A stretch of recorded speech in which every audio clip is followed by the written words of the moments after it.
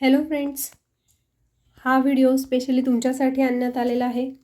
UGC net exam जी 3 जानेवारी 2026ला ज्या विद्यार्थ्यांनी दिली आहे त्या विद्यार्थ्यांना उत्सुकता आहे की या परीक्षेमध्ये आलेले क्वेश्चन्स आणि त्यांचे आन्सर्स काय आहेत आणि त्यावरून त्यांना अंदाज बांधता येईल की येस आपला स्कोर किती असणार आहे.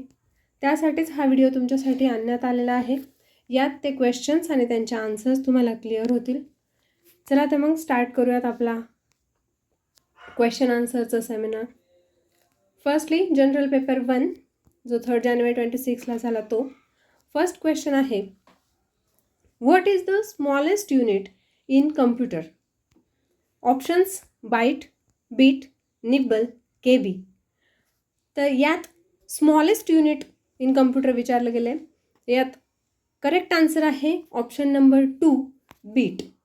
आणि या 4 ऑप्शन्सपैकी जर तुम्हाला सिरीज वाईज किंवा असेंडिंग ऑर्डर, डिसेंडिंग ऑर्डर अशा पद्धतीने विचारलं जातं, तर या 4 ऑप्शन्समध्ये जर आपल्याला असेंडिंग ऑर्डर लावायची असेल तर सगळ्यात स्मॉलेस्ट युनिट बीट, सेकंड नंबरला येईल nibble, third byte and fourth येईल KB. म्हणजे smallest unit bit and largest unit from this 4 options is KB. Okay. Next question is, unsolicited email message sent to many recipients at once is a dash dash. Options, option number 1 spam, option number 2 phishing, option 3 rootkit, option 4 worm. या क्वेश्चनमध्ये आपल्याला विचारलं गेलं आहे unsolicited email messages send to many recipients at once. याचं correct answer आहे option number 1 spam. Okay. तर यात ज्यांनी स्पॅम हे आन्सर सिलेक्ट केलं असेल त्यांना डेफिनेटली 2 मार्क्स भेटलेले असतील. Next question, which is the correct answer for this series? आणि सिरीज दिली गेली आपल्याला N10J, K12L, H14N आणि फोर्थ तुम्हाला सिलेक्ट करायचं आहे की फोर्थ आन्सर काय असणार आहे. आणि फिफ्थ आहे B18R. यात नीट ऑब्झर्व केलं तर तुमच्या लक्षात येईल की फ्रॉम एंडिंग टू स्टार्ट अशा मुवमेंटमध्ये तुम्हाला जायचं आहे.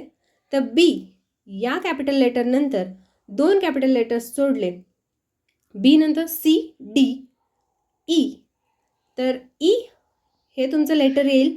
त्यानंतर E यानुसार तुम्हाला ऑप्शनमध्ये लगेच क्लिक होतं आहे की ऑप्शन नंबर 3 हे तुमचं आन्सर येऊ शकतं. आपण नेक्स्ट आणखी चेक करूयात. नंबर्स दिलेले आहेत इथे काही 10, 12, 14. येस, नेक्स्ट नंबर असणार आहे 16. एक एक नंबर ड्रॉप करून आपल्याला नेक्स्ट नंबर दिलेला आहे 16. नंतर नेक्स्ट येईल 18.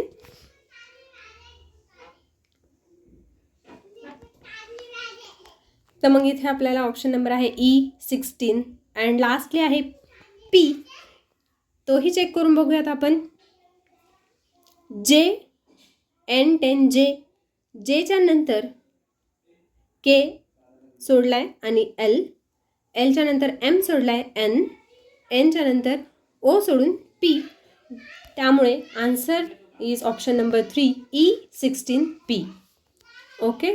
Next question is, general rule for principle applied to a specific or particular case is known as.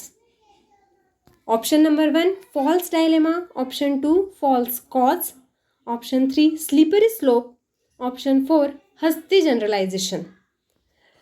क्वेश्चनमध्ये आपल्याला विचारलं आहे की जनरल रूल और प्रिन्सिपल अप्लाय केला गेला आहे स्पेसिफिक किंवा पर्टिक्युलर केसमध्ये, तर याला म्हटलं जातं hasty generalization. Option number 4. Therefore the answer is option number 4 hasty generalization. Next question, in case claiming something is true because it hasn't been proven false, it is dash dash fallacy. इथे फॉलसी विचारण्यात आली आहे की अशा केसमध्ये कोणती फॉलसी आहे हे तुम्हाला फाइंड आउट करायचं आहे. काही ऑप्शन्स आहेत, appeal to ignorance, option 2 appeal to emotions, third false cause आणि ऑप्शन 4 फॉल्स डायलेमा. तर या केसमध्ये काय सांगितलं आहे की something is true because it hasn't been proven false. आपण फॉल्स प्रूव्ह करू शकलो नाही, त्यामुळे ते ट्रू आहे हे ॲज्युम केलं गेलं आहे. तर या पॉलिसीला म्हणतात appeal to ignorance. Yes, option number 1 is a correct answer, appeal to ignorance.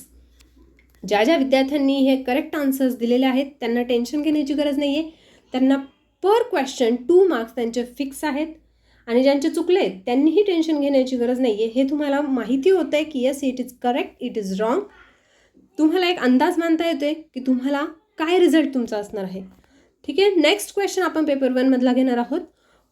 Next question is following steps arrange in sequence in inductive case. Yes, inductive and deductive 2 cases आहेत आपल्याला माहिती आहे. तर यात आपल्याला आत्ता विचारली गेली आहे सिक्वेन्स कशाचं सांगायचं आहे, इंडक्टिव्ह केस. तर मग 4 दिलेत, A theory, B observe, C hypothesis and D pattern.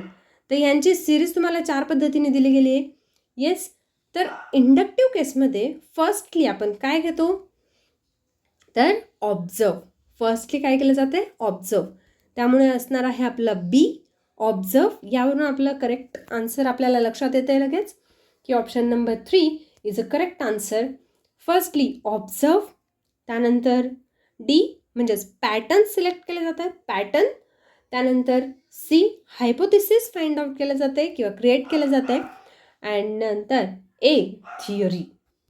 Okay, next question is in which case subject and predicate both are distributed. अशी कोणती केस आहे जे स्क्वेअर ऑफ ऑपोजिशन आपल्याला माहितीच आहे, AEIO. ओके, खाली 4 ऑप्शन्समध्ये आपल्याला दिसत आहेत. ऑप्शन ए 1 आहे, ए 2 आहे, ई 3rd आहे, आय अँड 4th आहे ओ. तर मग यात आपल्याला विचारलं की बोथ आर डिस्ट्रीब्युटेड. येस, ज्यांनी व्यवस्थित अभ्यास केलेला आहे त्यांच्या लक्षात येईल की अशी एकच केस आहे ज्यात दोन्ही प्रेडिकेट्स डिस्ट्रीब्यूट केले जातात. तर option number 2 E no. Yes, next question is target or goal of NEP new education policy जी 2020 म्हणून आपण आयडेंटिफाय करतो. त्या पॉलिसीचे काही टार्गेट्स आहेत आणि टार्गेट इयर्स आहेत. यावरही क्वेश्चन विचारण्यात आला होता. तर या एक्झाममध्ये नक्की कोणतं टार्गेट होतं हे मला फाइंड आउट झालेलं नाही आहे. त्यामुळे मी तुम्हाला चारही टार्गेट्स दिलेले आहेत आणि त्यांचे इयर्स दिलेले आहेत. इयर वाईज टार्गेट्स आपण एकदा स्टडी करणार आहोत. तुमच्या लक्षात येत असेल तर मला कमेंटमध्ये नक्की कळवा की या एक्झाममध्ये या 4 पैकी कोणतं टार्गेट विचारण्यात आलं होतं आणि त्याचं इयर विचारण्यात आलं होतं. फर्स्ट आहे फाउंडेशनल लिटरसी अँड न्यूमरसी. हे टार्गेट जे आहे ते 2025 पर्यंत होतं, NEP 2020चं. सेकंड जे आहे 100% GER इन स्कूल एज्युकेशन, हे होतं 2030 पर्यंतचं टार्गेट. त्यानंतर थर्ड जे आहे 50% GER in higher education achieve करायचं आहे अप टू 2035 पर्यंत.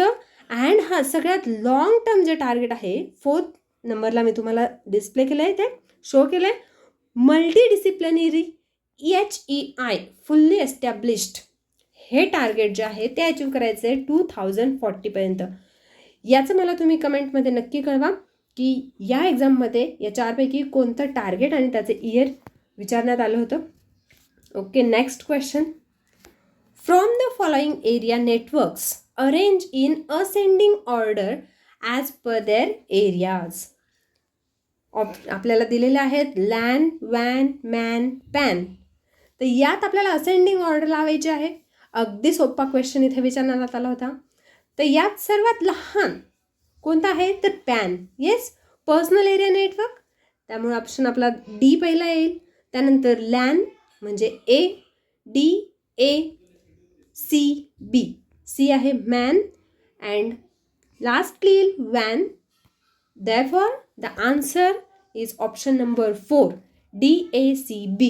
म्हणजेच पॅन, लॅन, सी आहे मॅन अँड लास्टली वॅन. Okay, this is correct answer. ज्यांनी हे करेक्ट आन्सर सिलेक्ट केलं असेल त्यांना 2 marks. Congrats. Next question. Following terms arrange in sequence as per Abraham Maslow's hierarchy of need. Yes, हे खूप महत्त्वाचं आहे. अब्राहम मास्लोजचा हायरार्की ऑफ नीड हा क्वेश्चन विचारला जातो. प्रत्येक वेळी यावर काहीतरी एक क्वेश्चन नक्की विचारला जातो. यावेळी विचारलं गेलं आहे की अरेंज करायचं आहे. येस, तर आपल्याला इथे दाखवलं गेलं आहे love or belongings, safety, psychological, esteem, self actualization. त्यात as per Abraham Maslow's hierarchy first need is, तुम्हाला माहिती आहे, द सी, फिजिओलॉजिकल. येस, त्यानंतर बी म्हणजेच सेफ्टी, त्यानंतर ए लव ऑर बिलॉंगिंग्स, नंतर the esteem, and lastly self actualization. Therefore, the correct answer is option number 2, CBADE. Okay, म्हणजेच physiological needs, after then safety, next love or belongings, next esteem, and lastly self actualization. Okay, next question is, from the following which is the non parametric test. खूप easy question आहे हा. ज्यांनी व्यवस्थित study केलेला आहे त्यांना पटकन click झालं असेल की yes it is a correct answer. Option is first t test, option 2 z test, option 3 chi square or chi square, option 4 ANOVA. Yes, ज्यांनी व्यवस्थित अभ्यास केला आहे त्यांच्या लक्षात येईल की पॅरामेट्रिक टेस्टमध्ये टी टेस्ट, झेड टेस्ट आणि अनोवा यांचा समावेश होतो. आणि ऑप्शन नंबर 3 म्हणजे ची स्क्वेअर, चाय स्क्वेअर हे आहे non parametric test. Therefore, the answer is option number 3, chi square. Next question is, arrange in sequence the following steps in research design. Research डिझाईनमध्ये ज्या स्टेप्स फॉलो केल्या जात आहेत त्या फक्त सिक्वेन्सली तुम्हाला सांगायच्या आहेत. येस, आपल्याला दिल्या गेलेल्या steps review literature, objectives of study, data analysis and report writing. D दिला आहे selection of research design and E दिला आहे डेटा कलेक्शन. येस, इथे आपण व्यवस्थित या स्टेप्स बघितल्या तर आपल्या लक्षात येते की फर्स्ट स्टेप ही ऑब्जेक्टिव्हची असणार आहे. फर्स्टली आपण ऑब्जेक्टिव्ह सिलेक्ट करतो. येस, ऑब्जेक्टिव्ह फाइंड आउट झाल्यानंतर मग आपण पुढे नेक्स्ट स्टेप फॉलो करतो. त्यामुळे बी ऑब्जेक्टिव्ज ऑफ स्टडी हा आपला फर्स्ट स्टेप असणार आहे ही आपली. अँड लास्ट स्टेप पण तुम्हाला लगेच क्लिक होईल की data analysis and report writing म्हणजे सी. सी जे आहे data analysis and report writing ही आपली एंडिंगची स्टेप असणार आहे. यानुसार जर तुम्ही ऑप्शन्स ऑब्झर्व केले तर तुमच्या लक्षात येईल की बीने स्टार्ट होतं आहे आणि एंड होतो आहे data analysis and report writing म्हणजेच सीने.